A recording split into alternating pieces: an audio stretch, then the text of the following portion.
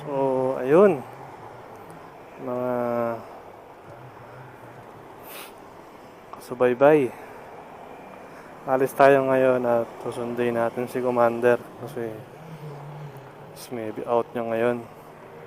So, dahil sundo tayo ngayong gabi,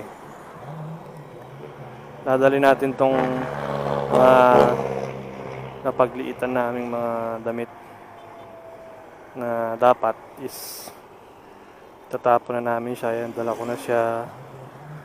Nakatape na siya kay Snipey. So, let's go!